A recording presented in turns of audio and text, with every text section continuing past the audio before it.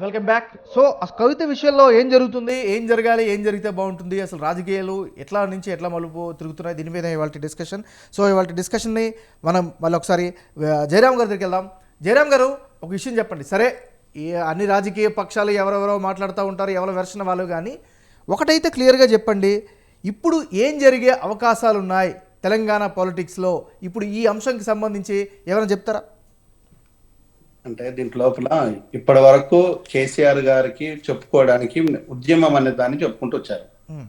కేసీఆర్ గారు పదే ఇది ఉద్యమ నేపథ్యం నుంచి జరగలేదని చెప్పుకుంటూ వచ్చారు. సరే, అవినీతే జరగలేదు అనుకుందాము, ఏది జరగలేదు అనుకుందాము. కానీ ఈ రోజు జరుగుతున్న విషయాల లోపల విచారణకే అంత హంగామా చేయాల్సిన అవసరం లేదు. ఈ రోజు ఢిల్లీ రోడ్లలో కండువాలు వేసుకొని బీఆర్ఎస్ శ్రేణులు అంత రోడ్ల మీద పడి లొల్లి చేయాల్సినంత అవసరం లేదు.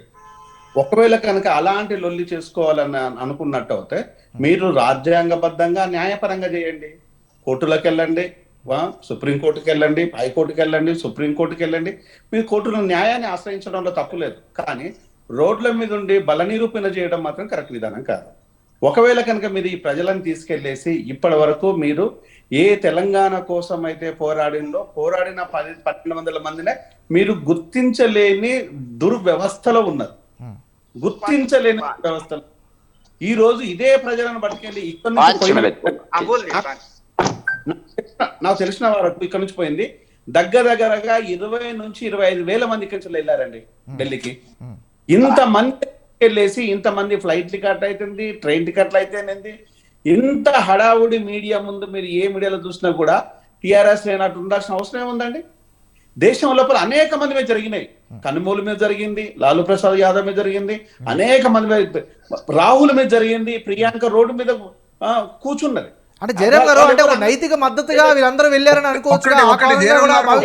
మా ఇంటి ఆడపడుచు కావచ్చు, ఆడబిడ్డ కావచ్చు, మోరల్ సపోర్ట్ గా పోతున్నాం. చెయ్యని తప్పుకు ఆరోపణ మోపిరు కాబట్టి ఒక కుటుంబంలో వ్యక్తికి ఆపదలు చేయాలని చెప్తాము. ఆ ధైర్యం చెప్పడానికే వెళ్తున్నాం తప్ప ఇంకోటి కాదండి. మీరు ఎందుకు పోయారు, దేని అవసరం పోయినంటే అది మోరల్ సపోర్ట్ కోసం. ఇట్లా డిస్టర్బ్ చేసినప్పుడు మేము మాట్లాడాలి. జయరామన్న ఒక నిమిషం స్వామి యాదవ్ గారు, స్వామి యాదవ్ గారు, ఒక నిమిషం స్వామి యాదవ్ గారు, ఒక నిమిషం దయచేసి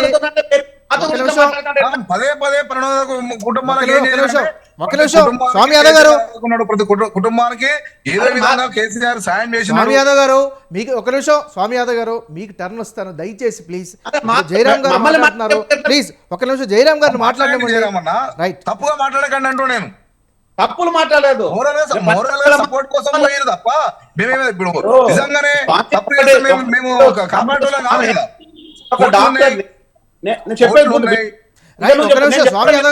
సంస్థలు ఉన్నాయి. నువ్వు చెప్తున్నా చెప్పండి జయరామన్న. స్వామి యాదవ్ గారు, మీ టర్న్ లో మీరు చెప్పారు. ఒక నిమిషం, మీ టర్న్ లో మీరు చెప్పారు. జయరామ్ గారు ఇంతవరకు సైలెంట్ గా ఉన్నారు, ఆయన చెప్తారు, జస్ట్ విందాం ఒక నిమిషం. నేను ఒక డాక్టర్ని, నేను ఏ పొలిటికల్ పార్టీకి సంబంధం లేదు. నాకు బీజేపీ అయినా ఒకటే, కాంగ్రెస్ అయినా ఒకటే, బీఆర్ఎస్ అయినా ప్రజల కోసం మాట్లాడతాం. నేను కానీ పుల్లారావు గారు కానీ అనేక డిస్కషన్లో కూర్చున్నాం, కానీ ఎక్కడ మేము పార్టీలతో గొడవ పెట్టుకోలేదు, పార్టీలు మాత్రం గొడవ పెట్టుకోలేదు. మేము చెప్పింది కరెక్టా రాంగా అనే దాన్ని ఆలోచించుకోవాల్సిన తప్పితే మేము తప్పు మాట్లాడాల్సిన మాకు లేదు. ఏ పార్టీని అయితే నేను ఆదాని విషయంలో ఇలానే ఉంటుంది, కవిత విషయంలో ఇలానే ఉంటుంది. తప్పు జరిగినప్పుడు, ఫైనాన్షియల్ గా ఎప్పుడైతే దేశం మీద దోపిడీ జరిగినప్పుడు, ప్రజా సంపద దోసుకున్నప్పుడు డెఫినెట్ గా మాట్లాడతాం. మేము మాట్లాడకపోతే దానికి విలువనే లేదు. ఈ 1200 మంది కాదు, 1200 మంది బిడ్డలు కరువైపోయిండు, చచ్చిపోయిండు అని చెప్పి మనం మొత్తుకున్నాం. ఇదే ఆంధ్ర వాళ్ళు దోసుకుంటున్నారు మొత్తుకున్నాం. ఆంధ్ర వాళ్ళ భాష మీద లొల్లి చేస్తాం, మాట మీద లొల్లి చేస్తాం, అన్నం మీద లొల్లి చేస్తాం, సర్వం మీద. కానీ అదే ఆంధ్ర వాళ్ళతో ఈ దోపిడిని ప్లాన్ చేస్తాం. మరి ఈ దోపిడీని కూడా ఈ మెగా కృష్ణారెడ్డి ఎక్కడి నుంచి వచ్చిండు? ఆంధ్ర నుంచి వచ్చేసిండు. ఈరోజు సారా కాంట్రాక్టర్లు అంతా ఎక్కడి నుంచి వచ్చిండు? ఆంధ్ర నుంచి వచ్చేసిండు. అంటే ఇది ఆంధ్రాలను మనం పంపించేసి ఈ దోపిడిని కూడా మళ్ళీ అదే ఆంధ్ర వాళ్ళతో ప్లాన్ చేయడం లోపల దీనికి కారణం ఏమై ఉంటది అంటే దీన్ని ఏమని చెప్తారు? దీనికి ఏమైనా ఆన్సర్ ఉందంటే లేదు. ఆన్సర్ ఉందండి. జయరామ్ గారు ఆన్సర్ ఉండండి, ఆన్సర్ లేకుండా ఏం లేదు. ఇలా మెగా కృష్ణారెడ్డి ఆయన ఒక ఇంజనీరింగ్ వ్యవస్థను మెయింటైన్ చేస్తున్నాడు. మన కాళేశ్వరం ప్రాజెక్టు కట్టాలంటే ఈ ప్రొక్యూర్మెంట్ ఆన్లైన్ టెండర్ లో ఎవరైతే షూటర్లు ఉంటారో మీకు ఫస్ట్ విన్న తర్వాత మాట్లాడండి. నేను కవిత ఇప్పటి వరకు కూడా నేరస్తులు అని చెప్పట్లేదు, ఆమె విట్నెస్ గానే వెళ్ళింది అని చెప్తున్నా. నేను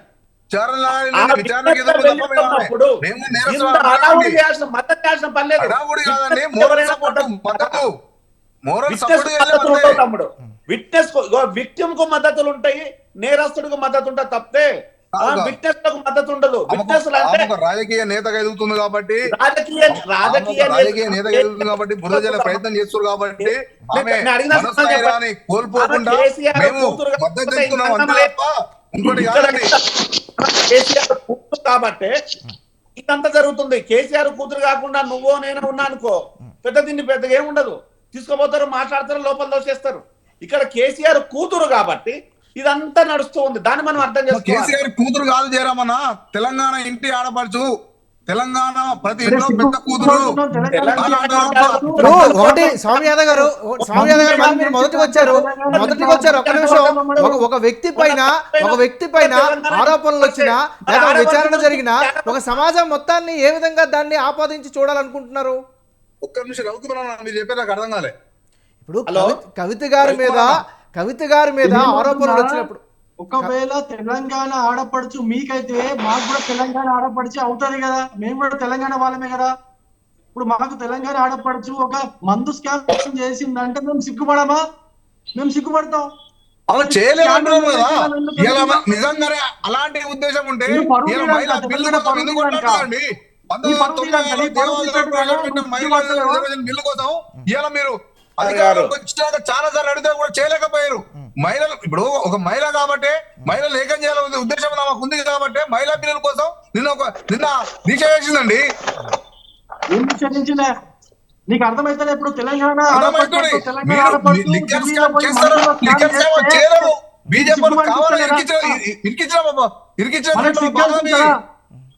ఇప్పుడు మన చచ్చిపోయారు తెలంగాణలో.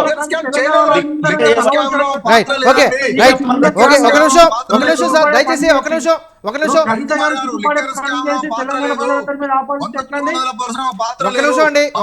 రైట్, రవికుమార్ గారు, స్వామి యాదవ్ గారు, ఒక నిమిషం. రైట్, ఒక నిమిషం.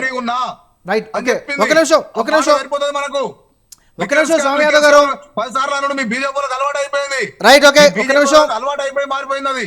రైట్, ఓకే, ఒక నిమిషం. రవికుమార్ గారు, స్వామి యాదవ్ గారు, ఒక నిమిషం సార్ ప్లీజ్. పుల్లారావు గారు ఏం చేసినప్పుడు ఇవన్నీ మీరు మాట్లాడరండి. రైట్, ఓకే, పుల్లారావు గారు. దేశాన్ని అమ్మేస్తుండు నరేంద్ర మోడీ. రైట్, ఒక్క నిమిషం అండి ప్లీజ్. పుల్లారావు గారు, అదొకటి పాలవుతుంది ఒకటే దేశం. స్వామి యాదవ్ గారు, ఒక నిమిషం అండి ప్లీజ్. పుల్లారావు గారు, ఇందాక మీరు ఏదో చెప్తూ ఆపారు, ఒకసారి చెప్పండి, తర్వాత మీకు వేరే ప్రశ్న కూడా ఉంది, చెప్పండి సార్ ప్లీజ్. మీరు ఏం లేదు, ఇది ఇంకా ఏం అవ్వలేదు కదా, ఆమె ఇంకా అరెస్ట్ చేయలేదు, అరెస్ట్ అవ్వదు. 50% నేను అనుకుంటున్నా, ప్రూఫ్ ఉండాలి. 100% అరెస్ట్ కాదు పుల్లారావు గారు, తప్పు చేయలేదు. అరే స్వామి యాదవ్ గారు, ఇంకా అవ్వలేదు కదా, అవ్వలేదు కదా. నేను కూడా ఆమె తప్పు చేసిందా లేదా ఎవరు అంటలేదు.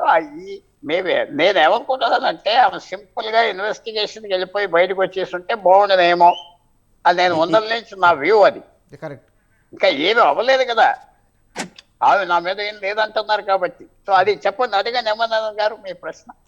అదే ఇప్పుడు ఏం లేదు పుల్లారావు గారు, ఇప్పుడు సిసోడియా వ్యవహారాన్ని చూసాం, మీరన్నిటిగా ఆమ్ ఆద్మీ పార్టీకి సంబంధించినటువంటి వ్యవహారాన్ని చూస్తున్నాం, వాళ్ళందరూ కూడా అరెస్టులు అవుతూ వస్తున్నారు. సో అదే ధోరణి కవిత గారి విషయంలో కూడా జరుగుతుందా? ఒకవేళ జరిగితే రాజకీయాలు ఎట్లా టర్న్ తీసుకునే అవకాశం ఉంది? ఒకటి, ఆమె తప్పు చేసుకుంటే అరెస్ట్ అవుతారు. ఆమె ఎవరు, మీకు పివి నరసింహారావు కంటే గొప్ప మనిషి కాదు. పివి నరసింహారావుని అరెస్ట్ చేశారు, అక్కడే బెయిల్ ఇచ్చారు, మర్చిపోవద్దు. అరెస్ట్ అవుతుంది. నేను అనుకుంటున్నా ఈ హవాలా గురించి ఏమన్నా ఆమెకు సంబంధం ఉంటే అరెస్ట్ చేస్తారు, లేదంటే కష్టం. హవాలా గురించి ఉన్నదా లేదా లేదెవరని చెప్పడానికి మీరెవరు మనం బేక్ చేయాలి. ఇవాళ ఏం ఫ్యాక్ట్స్ తీసుకొస్తారో బయట రెండోది పొలిటికల్ గా ఏముంటదంటే ఈవేళ కాంగ్రెస్ పార్టీని వచ్చి మాతో కలవండి అనే మాట అనవసరంగా ముందర ఎందుకు మాట్లాడారు నాకు అర్థం అవట్లేదు. కాంగ్రెస్ పార్టీతో అలయన్స్ ఉంటుందా లేదా ఇది ఒక పెద్ద విషయం అవుతుంది. కానీ ఈమె అరెస్ట్ అయినా అవ్వకపోయినా కేసీఆర్ మీద అంత ఇంపాక్ట్ ఉండదు. ఆయనకి ఈవేళ ఎంత పలుకుబడి ఉన్నదో అంత ఉంటుంది. 1% తగ్గొచ్చు, 2% తగ్గొచ్చు, 1% పెరగచ్చు. ఎందుకంటే తెలంగాణలో అలాగ వస్తా ఉన్నది. ఆపోజిషన్ 2 పార్టీలు ఉన్నాయి, ఈయన ఉన్నారు. సో ఇదేదో కవిత అరెస్ట్ అయిపోతే ఏదో ఆమె పడిపోతాదంటే నాకు ఇంకా ఆ షూరిటీ రాలేదు. ఎస్, ఒకటి మాత్రం అక్కడ అందరూ జ్ఞాపకం పెట్టుకోవాల్సింది, ఈ 5 సంవత్సరాల్లో ఎలక్ట్రిక్ మారింది తెలంగాణలో. 15-20% మారింది. చదువుకున్న వాళ్ళు ఎక్కువ అవ్వారు, ఎక్కువ మంది సిటీస్కి వచ్చారు. వాళ్ళు ఎలా రియాక్ట్ అవుతారు నిజంగా అరెస్ట్ అవుతే? నేను కరప్ట్ ఉన్నది ఇలాగ ఉన్నది కాదు, అవుతే ఆ ఎడ్యుకేటెడ్ యంగ్ పీపుల్ ఎలా ఫీల్ అవుతారు? అది పెద్ద ప్రశ్న. ఇంకా వాళ్ళ మైండ్ మనకు బయటికి తెలియట్లేదు, ఎవరు మాట్లాడట్లేదు, చెప్పట్లేదు. పొలిటికల్ పార్టీస్ అదావి చేస్తున్నారు. సో వాళ్ళు ఈ కొత్త ఓటర్లు 15%, 20% వాళ్ళు ఎలా రియాక్ట్ అవుతారు? అది ఒక ఇంపార్టెంట్ ఫ్యాక్టర్ అవుతుంది. మామూలే పట్టించుకోకర్లేదంటే ఏమవుదు, కానీ వాళ్ళు ఎడ్యుకేటెడ్ పీపుల్ ఎక్కువ ఉన్నారు కాబట్టి రియాక్షన్ ఉంటుందా? కాకతీయ యూనివర్సిటీలో ఫర్ ఎగ్జాంపుల్ ఉస్మానియాలో టెంపర్ ఏమన్నా మారిందా? అది మనకు కొన్ని రోజుల్లో బయటకు వస్తుంది. అప్పటి వరకు మనం వెయిట్ చేసి చూడాలి. సరే సరే, మీకు అనుబంధ ప్రశ్న ఇంకొకటి. ఇందులో హడావుడిగా ఎంఐఎం అధినేత అసదుద్దీన్ ఓవైసీ గారు ఒక ఇంట్రెస్టింగ్ ట్వీట్ చేశారు. ఏంటంటే భారతీయ జనతా పార్టీ కేసీఆర్ కుటుంబాన్ని టార్గెట్ చేసింది అంటూ ఒక ట్వీట్ కూడా ఆయన పెట్టారు. మరి దీన్ని ఏ విధంగా చూడాలంటారు? అంటే మిగతా పార్టీలన్నీ కూడా బీఆర్ఎస్కి అంటే మద్దతు తెలుపుతారని అనుకోవాలా, లేకపోతే ఏంటి, దేనిగా భావించాలి ఇలాంటి పొలిటికల్ టర్న్ని? ఆయనకి బీఆర్ఎస్ కి మంచి సంబంధం ఉన్నది అనేం తప్పు కాదు, అదేం పెద్ద సీక్రెట్ కాదు కదా. ఆయనకి చాలా మంచి ఇంపార్టెన్స్ ఇస్తా వచ్చాడు కేసీఆర్. కాంగ్రెస్ పార్టీ అంత ఇంపార్టెన్స్ ఇవ్వదు, నాకు ఇవ్వదని ఆయన ఏడుస్తా ఉన్నది అన్ని చోట్ల, ఇది రహస్యం కాదు. సో తప్పకుండా బీఆర్ఎస్ కి ఎంఐఎం కి ఉన్న విషయంలో ఆయన చేశాడు, ఇదేం పెద్ద ఆశ్చర్యం కాదు. ఆయన కూడా వరిలో ఉంటాడు, ఇదేమన్నా దెబ్బతింటే మనకేంటి నెక్స్ట్ అని ఆ ఫీలింగ్ ఉంటుంది. కాంగ్రెస్ పార్టీ బెనిఫిట్ వస్తే ఎంఐఎంకి ఇష్టం లేదు, అది మీరు మర్చిపోకూడదు. ఓకే. సో అందువల్ల ఆయన ఏదో ఫ్రెటర్నల్ గా మీతో ఉన్నాను వాళ్ళతో ఉంటున్నాడు కాబట్టి ఇచ్చేది, కానీ అది పెద్ద ఇంపాక్ట్ ఉంటుందా అంటే అది ఇంపాక్ట్ ఉండదు. ఇవన్నీ మనం చూసేది ఏంటంటే కొన్ని రోజుల్లో తెలుస్తుంది. ఆ ఎడ్యుకేటెడ్ ఎలక్టరేట్ తెలంగాణలో ఈ 5 సంవత్సరాలు 15% ఎక్కువ పెరిగారు కాబట్టి వాళ్ళు ఎలాగ ఉంటారు, వాళ్ళ వ్యూ ఏంటి, వాళ్ళు ఏమనుకుంటున్నారు, అది మీరు చెప్పగలిగితే మనం ఆలోచించుకోవచ్చు. కాంగ్రెస్ పార్టీతో అలయన్స్ కష్టం, ఎందుకంటే కొన్ని కారణాలు ఉన్నాయి. సో ముగ్గురు పోరాడతారు. ఎడ్యుకేటెడ్ పీపుల్ ఇంపాక్ట్ ఏముంటుంది అది మనం చూడాలి. Right, okay. రవికుమార్ గారికి వెళ్దాం. రవికుమార్ గారు, సరే మనం క్లియర్గా పాయింట్ బై పాయింట్ వెళ్తున్నాం కాబట్టి బై బై మోడీ అంటూ కొన్ని పోస్టర్లని తెలంగాణలో పలు చోట్ల వెలిసాయి. సరే ఎవరు పెట్టారు ఎవరు పెట్టలేదు అది తర్వాత చర్చ. అందులో కొన్ని సూటి ప్రశ్నలు వేశారు. అంటే భారతీయ జనతా పార్టీలో స్కామ్ చేసిన వాళ్ళు ఎవరైనా జాయిన్ అయితే వాళ్ళు సచ్చీలుగానే అవుతారా అంటూ దాని మీద సూటి ప్రశ్నలు వేసారు. దీనికి ఏమైనా సమాధానం చెప్తారా? అంటే దీనికి లిక్కర్ స్కామ్కి సంబంధం లేదు, జనరల్ క్యాజువల్గా చెప్తున్నా, ఇప్పుడు సోషల్ మీడియాలో హడావుడి జరుగుతుంది కాబట్టి. అయితే ఇప్పుడు నేనేమంటున్నా అంటే కవిత గారిని మరి మా పార్టీలో జాయిన్ చేస్తారా ఏంటి? అంటే దాని అర్థం మీరు ఏం మాట్లాడుతున్నారు అంటే వాళ్ళు ఏం పెడుతున్నారో అర్థం కావట్లేదు వాళ్ళకి. అంటే ఇప్పుడు కవిత స్కామ్ వచ్చింది కాబట్టి, కవిత స్కామ్ లో కేసులో విచారణ ఎదుర్కొంటుంది కాబట్టి ఇప్పుడు కవిత గారిని కూడా మేము మా పార్టీలో జాయిన్ చేయించుకోవడానికి కవిత పైన మేము అది చేసామా? అలా కాదు కదండి. ఇప్పుడు ఎవరో ఆకతాయిలో లేకపోతే ఆకతాయి మనస్తత్వం ఉన్న మా రాజకీయ నాయకులు మెచ్యూరిటీ లేని వాళ్ళు ఏదో పెట్టేశారు, అట్లా అది కాదు. దాని గురించి మనం మీరు ప్రశ్న అడగడం కూడా కరెక్ట్ కాదు. మీకు తెలుసు బీజేపీ నాయకుల్ని కూడా ఎవరైతే స్కాములు చేశారో ఎవరైతే వాళ్ళని కూడా మనం తీసి, ఇప్పుడు మీకు చిన్న ఎగ్జాంపుల్ యడ్యూరప్పని తీశారు కదండి. మరి ఆయన అంత పెద్ద సీనియర్ నేత, ఆయన ముఖ్యమంత్రి పదవిలో ఉండాల్సిన నేత కర్ణాటకలో యాక్చువల్గా చెప్పాలంటే, మరి ఆయన ముఖ్యమంత్రిగా లేడుగా అంతా. దాని తర్వాత మొన్ననే ఇంకొక మంత్రి పైన, ఇప్పుడు ఎవరైనా కానీ యాక్షన్ ఉంటుంది. బీజేపీ పార్టీ నాయకుడైనా కావచ్చు, బీజేపీ పార్టీలో ఉన్న ముఖ్యమైన పదవిలో ఉన్న నాయకుడైనా కావచ్చు, కూడా వాళ్ళపైన కూడా యాక్షన్ ఉంటుందని చెప్తున్నా నేను. నేనేం బీజేపీ వాళ్ళు సచివులని కూడా నేను చెప్పట్లేదు, అందరూ వాళ్ళే సచివులని కాదు. ఒకవేళ బీజేపీలో ఎవరైనా అట్లాంటి నాయకులు ఉంటే వాళ్ళకి పార్టీలో పదవులు ఉండవు. ఒకవేళ ఆ రాష్ట్రంలో ప్రభుత్వం ఉంటే ఆ ప్రభుత్వాలు వాళ్ళకి ఎటువంటి కూడా పదవులు ఇచ్చే అవకాశం ఉండదు. ఇంకా వీలైతే పార్టీ నుంచి సస్పెండ్ చేసి పార్టీ కార్యక్రమాలకు దూరం పెట్టే అవకాశం ఉంటుంది తప్ప ఇట్లా కేసీఆర్ లాగా కవిత ఇప్పుడు ఇన్ని ఆరోపణలు వచ్చిన తర్వాత కూడా ఎన్నిసార్లు విచారణ ఎదుర్కొన్న తర్వాత కూడా సస్పెండ్ చేయకుండా ఉన్నారంటే దాని అర్థం ఏంటండి? ఇప్పుడు మీరు బీజేపీ నాయకులు మీకు ఎన్నో ఎగ్జాంపుల్స్ చెప్తా. ఇప్పుడు ఇదే కర్ణాటకలో గనుల లీజింగ్ లో ఇప్పుడు ఉన్న ఆయన ఉండే ఆయన కూడా ఇప్పుడు పార్టీ సస్పెండ్ చేసేది, పార్టీ నుంచి వెళ్ళిపోయాడు కదండి. పార్టీలు లేడు, ఆయన కూడా విచారణ నడుస్తూనే ఉంది. ఇప్పుడు ఎన్నో ఆస్తులు అటాచ్ చేశారు ఆయన కూడా, గనుల రెడ్డి. ఆయన కూడా అరెస్ట్ చేసి జైల్లో పెట్టే కదా బయటకు వచ్చారు ఇప్పుడు ఆయన. ఇప్పుడు నేను అదే బీజేపీ పార్టీకి ఏ నాయకుడైనా కావచ్చు, ఎవరైనా అవినీతి చేస్తే వాళ్ళకి ఇదే విధంగా ట్రీట్మెంట్ ఉంటుంది. ఈ విధంగా కేసీఆర్ కు చేసే దమ్ముందా? సీఎం రమేష్ ఏముందండి, సుజనా చౌదరికి ఏముందండి? ఇలా మీ బీజేపీ ముఖ్యమంత్రి మాట మాట్లాడిండు. సస్పెండ్ చేయమనండి పార్టీల నుంచి ముందు. సస్పెండ్ చేసిన తర్వాత నీతి వాకులు కూడా ప్రజలు నమ్మరు. నమ్మరు. నేను ఇంకో విషయం చెప్తున్నాను, వాడు గీడు అని కేటీఆర్ కి సూటిగా ఆన్సర్ ఇస్తున్నాను. వాడు గీడు అని మాట్లాడితే మేము కూడా అదిగిదని మాట్లాడే అవకాశం ఇస్తున్నట్టు మీరు మాకు అటువంటి అవకాశం మాకు ఇవ్వకండి. వాదోపవాదంలో భాష పరంగా ఇక ఆ చర్చ వేరేలాగా వెళ్తుంది. రవికుమార్ గారు తెలియదే ఉంది. చాలా చాలా తప్పు మాట మాట్లాడారు. పెద్ద మనిషిని పట్టుకొని ప్రచారాన్ని పట్టుకొని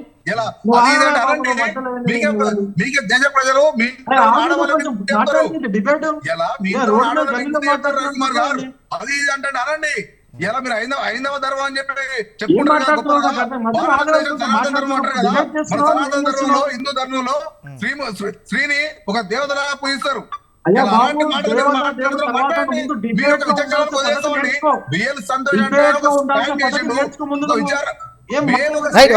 స్వామి యాదవ్ గారు హైకోర్టు స్టే తీసుకొచ్చుకున్న వ్యక్తి స్వామి యాదవ్ గారు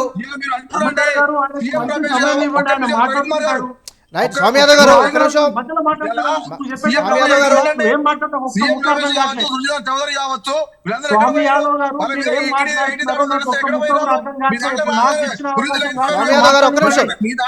రాగానే సత్యపూజలు అయిపోయారు కదా. ఈ సత్యహరిచంద్రుని మాటలు చెప్పకండి, ఈ సత్యహరిచంద్రుని మాటలు చెప్పకండి. ఇలా ఒకటి దేశంలో 5,422 కేసులు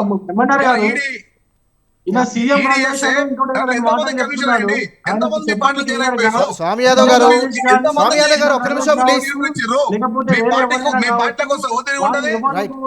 స్వామి యాదవ్ గారు ఒక నిమిషం దయచేసి. మీకు ఎదిరించి మాట్లాడేందుకు, మీ యొక్క లోపాలు ఎత్తి చూపినందుకు,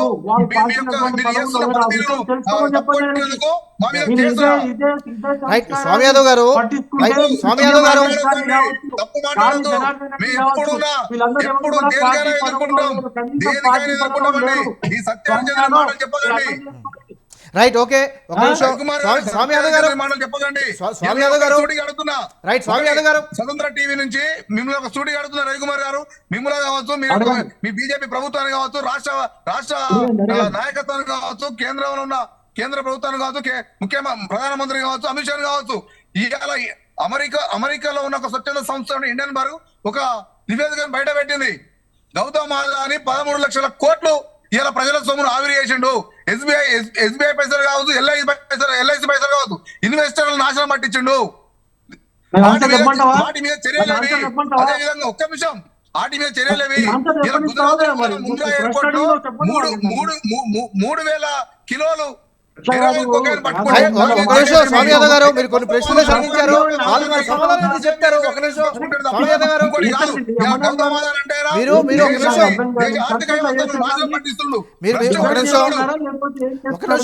సార్, మీరు ప్రశ్న వేశారు, వాళ్ళు జవాబు చెప్పాలి కదా. స్వామి యాదవ్ గారు ఒక నిమిషం. స్వామి యాదవ్ గారు వచ్చినాడు, మా నాయకుడు రాష్ట్రం కోసం కొట్లాడినాడు, మా నాయకుడు సాగు రాష్ట్రం కోసం స్వామి యాదవ్ గారు మీరు ప్రశ్నలు వేశారు. స్వామి యాదవ్ గారు మీరు ప్రశ్నలు వేశారు, వాళ్ళు సమాధానం చెప్పడానికి సిద్ధంగా ఉన్నారు. మీరు దయచేసి సమాధానాలు వినాలి. ఒక నిమిషం. మీరు మోస్తే సూర్యుని మీద ఉంటే మన మీద ఎట్లా పడుతుందో అది మీ బీజేపీలో మీద పడుతుంది.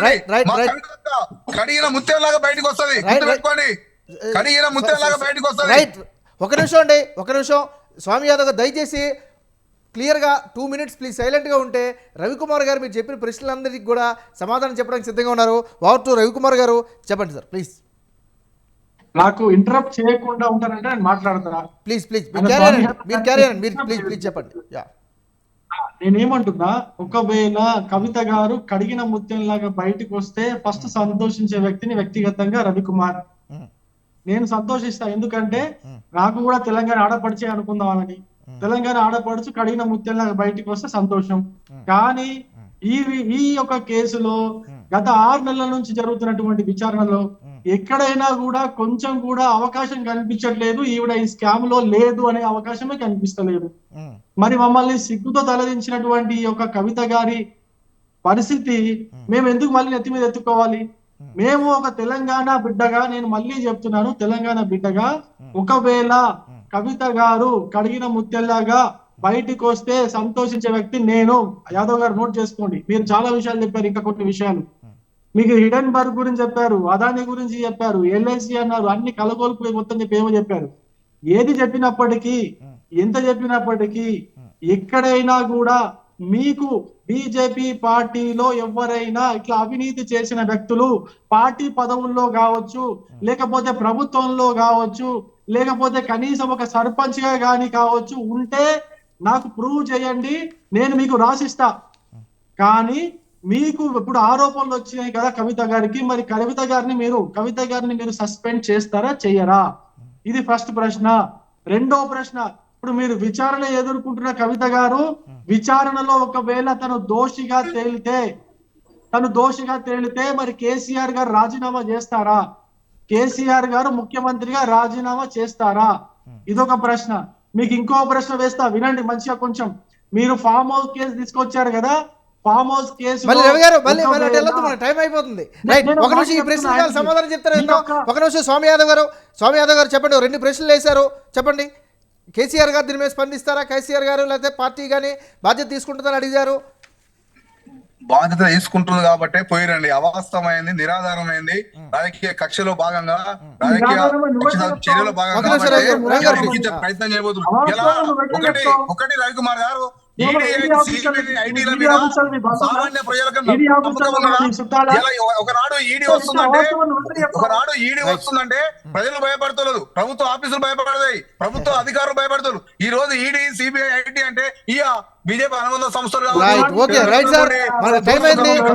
చూస్తుంది తప్ప మీరు ఎట్టి పరిస్థితుల్లో రాజకీయంగా ఎదుర్కోలేక, కేసీఆర్ గాని రాజకీయంగా ఎదుర్కొనే శక్తి మీకు లేదు కాబట్టి కేసులు పెడుతున్నారు తప్ప ఇంకోటి కాదు. Right, okay okay. Swami Yadav గారు, రవికుమార్ గారు, పెంటపల్లి పుల్లారావు గారు అండ్ తాటికేల జయరాం గారు, కోరిక ఉన్నప్పుడు ఈ తెలంగాణ ఉద్యమం కోసం మేము ఎన్నోసార్లు రాజీనామా. Right, okay, thank you. మనకు టైం అయింది. స్వామి యాదవ్ గారు, రైట్, అర్థమైంది, మీ వెర్షన్ అర్థమైంది. థ్యాంక్ యూ సో మచ్ స్వామి యాదవ్ గారు, రవికుమార్ గారు, పుల్లారావు గారు అండ్ జయరాం గారు, మీ విలువైన సమయాన్ని కేటాయించి మంచి అంశం పైన మంచి ఇంపార్టెంట్ ఇన్పుట్స్ ఇచ్చినందుకు ధన్యవాదాలు. ఇదే వాళ్ళ మిడ్ డే డిబేట్ చూస్తూనే ఉండండి స్వతంత్ర.